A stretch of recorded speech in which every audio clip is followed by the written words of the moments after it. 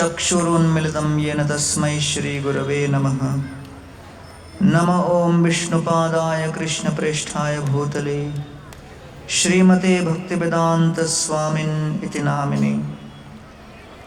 नमस्ते सरस्वतीदेवे गौरवाणी प्रचारिणे निर्विशेषशून्यवादी पाश्चात्यदेशतारिणे।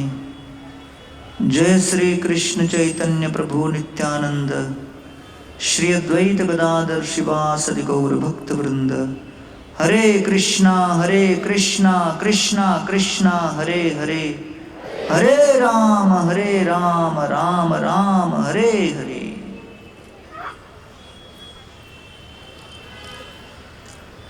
जय कृष्ण बलराम की। तो आज के इस संध्याकालीन हरे कृष्ण महोत्सव में उपस्थित सभी भक्तों का मैं हार्दिक स्वागत करता हूँ।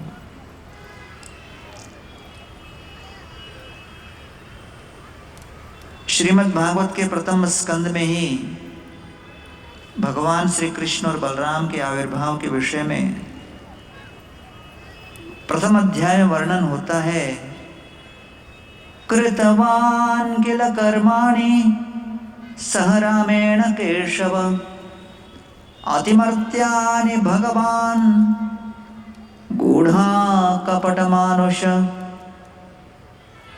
भगवान विविध अवतारों में प्रकट होते हैं,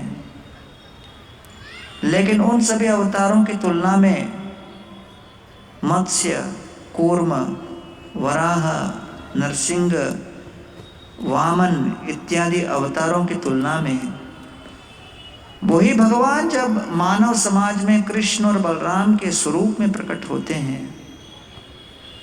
अति मर्त्यानि भगवान गूढ़ा कपट मानुष।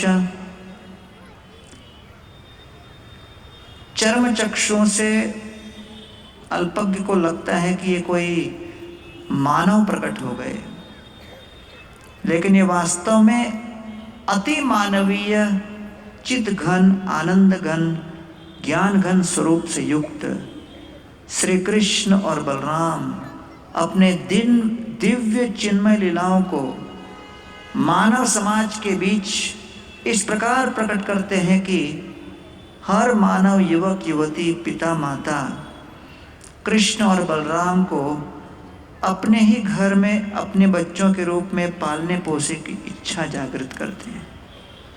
उनके साथ एक संबंध स्थापित करने की ललक जागृत होती है। येन अवतारेण भगवान हरिरीश्वर करोति कर्णरम्यानि मनोज्ञानि च न प्रभो। अलग अलग अवतारों में भगवान प्रकट होते हैं, लेकिन जब कृष्ण और बलराम के स्वरूप में प्रकट होते हैं तो उन लीलाओं को सुनने में मन को बड़ा आनंद होता है और उन अर्थों को जानकर हृदय प्रफुल्लित होता है, प्रसन्न होता है। अथान्यदपि कृष्णस्य तोकाचरितमद्भुतम् मानुषं लोकमासाद्य तदजातिम् अनुरुन्धत। वही भगवान श्री कृष्ण जब मानव जाति में हम सभी के बीच एक सामान्य व्यक्ति के स्वरूप यशोदा माता, रोहिणी माता के पुत्र के रूप में जब प्रकट होते हैं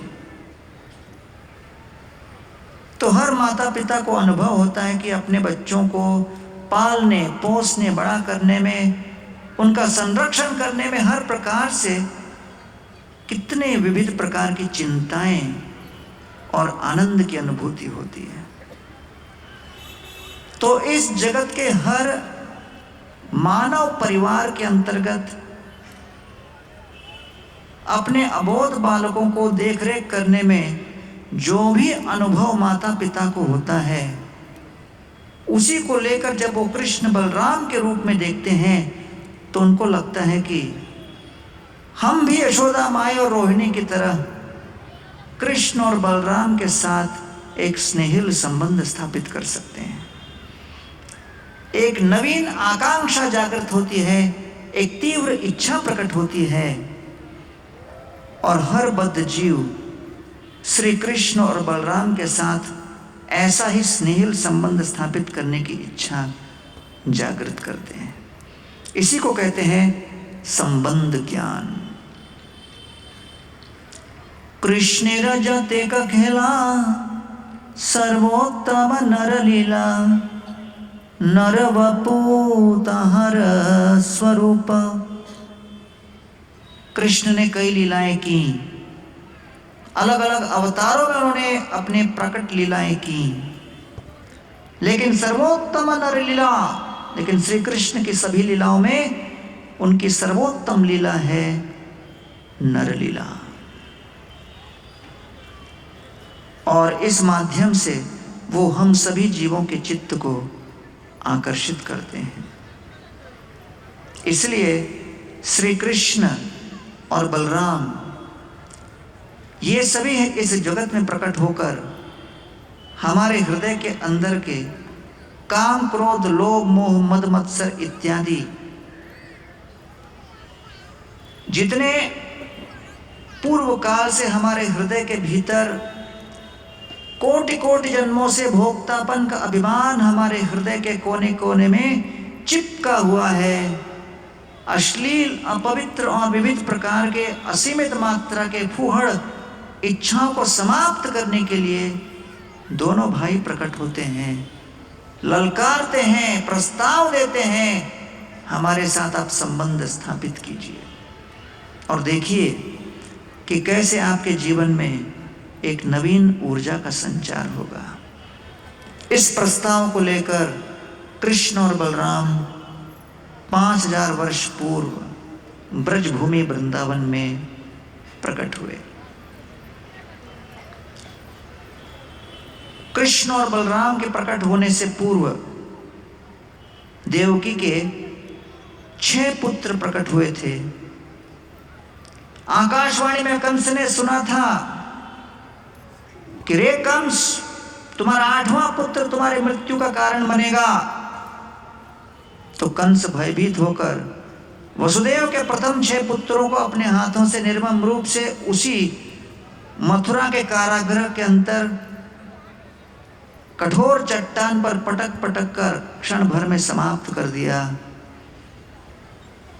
वसुदेव और देवकी को अपने नवजात शिशु के जन्म के कुछ क्षणों के पश्चात की बीभत्स रूप से मृत्यु होते हुए देखते हुए उनके मृत शरीर से रक्त की फव्वारे की छींटें उनके शरीर पर, हर माता पिता को कितनी वेदना होती होगी इस अवस्था को जानकर, सुनकर, देखकर। लेकिन वसुदेव और देवकी ने अपने जीवन में ये कष्ट को झेल लिया। तो ये 6 पुत्र काम, क्रोध, लोभ, मोह, मद, मत्सर, ये 6 अनर्थों के प्रतीक हैं। जब तक इन षड्रूपियों का नाश नहीं होता तब तक हम अपने हृदय में भगवान को धारण करने के सुयोग्य पात्र नहीं बनते। जब यह षड्रूप समाप्त हो तो इन सभी दुर्वासनाओं से कुत्सित हमारे प्रदूषित चेतना को शुद्ध करने के लिए बलराम जी प्रथम रूप में प्रकट होते हैं। बलराम जी प्रकट होकर हमारी चेतना को, हमारे चित्त को, हमारी वृत्तियों को भगवान श्री कृष्ण के स्वागत के अनुकूल तैयार करने और श्री कृष्ण को एक भक्तिमय परिवेश प्रदान करने के लिए, हृदय को सुगंधित बनाने के लिए बलराम जी प्रकट होते हैं। तो इसलिए जब तक हृदय में काम, क्रोध और लोभ इनसे हम मुक्त न हो तब तक भगवान हृदय में प्रकट नहीं हो सकते। इसलिए गीता में भगवान कहते हैं त्रिविधम नरकस्येदं द्वारम नाशनमात्मनः कामं क्रोधं तथा लोभम तस्मात् एतत्त्रयं त्यजेत्। ये तीन नरक